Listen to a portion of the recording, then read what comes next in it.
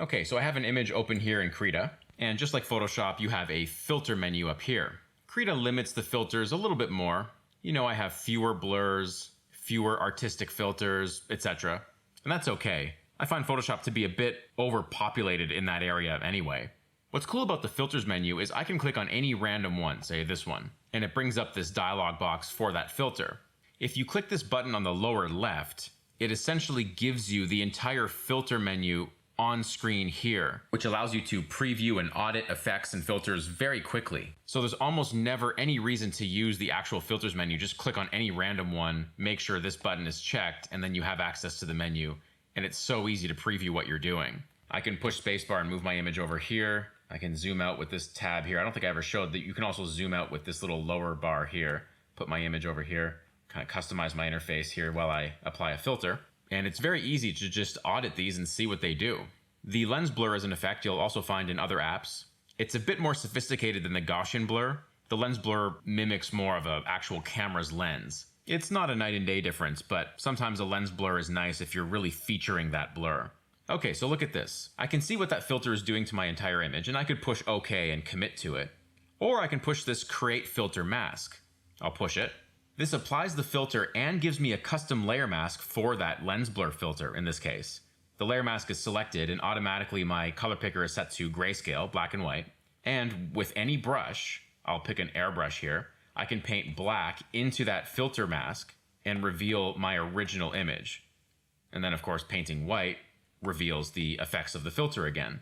So this is a very quick and easy way to do what you could do in Photoshop, but you would have to manually set it up by copying your layer, applying the filter on the top layer, and then making a layer mask.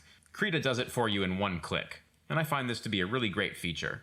You could click the tiny little arrow here to hide the layer mask view, and then expand it when you want to edit it. You could also turn off and on the filter.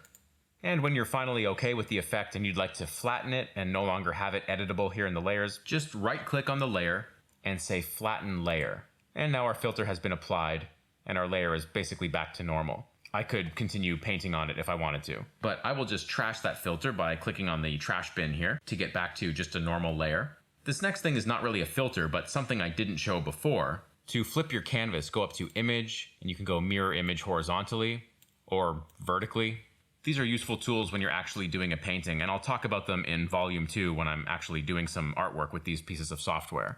So as we looked at in Photoshop, filters are often paired with selections. You know, it's pretty rare that you want to do a filter over the entire picture, which is why I just showed you the filter mask thing.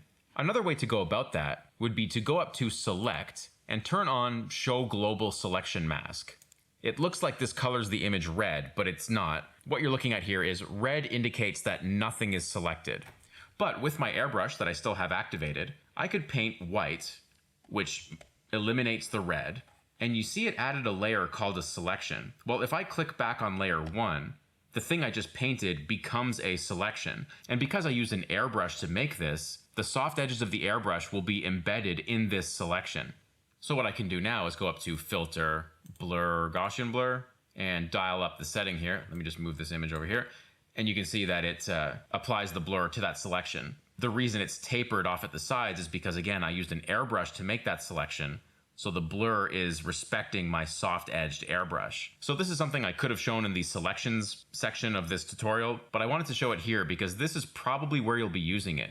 I'll hit cancel and deselect this by going to select, deselect. It's nice because that selection stays there. Krita saves it. If I wanted to edit it, I just click the circle button and I get back to my red view and I can paint in or erase out whatever I want. Like if I just painted black, I could get rid of some of the selection, right? And then click off the circle, which has now become a sun. Click that off to not see it. But then let's say I had a new layer. Like if I made a new layer, though, just to show you something else, to make that new layer, I'll go to File, Open. I'll just go grab a random piece of art, which opens in another tab, by the way. You can see the Batman thing is here and my baby dragon is here. To bring this into my baby dragon image as a layer, I could push Control A for select all and Control C for copy. Go to my baby dragon, push Control V for paste, and there's Batman as a layer, which of course means I can move it around and scale it. And oh yeah, when an image is bigger than the canvas and you do a transform to it, Krita shows you the rest of the image. This is very handy, and yet another thing Photoshop doesn't do.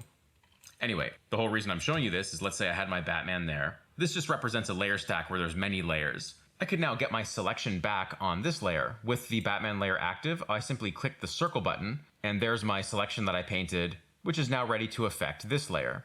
To make more selection layers, you could select the selection layer, click on this button which duplicates a layer, and then to reset that selection to be a blank slate, you can just get a black color, say Edit, Fill with Foreground Color, and then click the circle, and you could then go back in and paint out your selection. Okay, bit of a detour there because we were talking about filters, but there isn't a whole lot to say about them other than what I talked about at the beginning of this section. Let me click on my Batman layer. When you apply a filter, like a Gaussian blur, and I'll just raise it up, you can hit OK, and then say go to your bottom layer, go to Filter, and you can apply that same filter again. The shortcut for that is Control F. And that about wraps it up for filters in Krita. Let's move on to Procreate.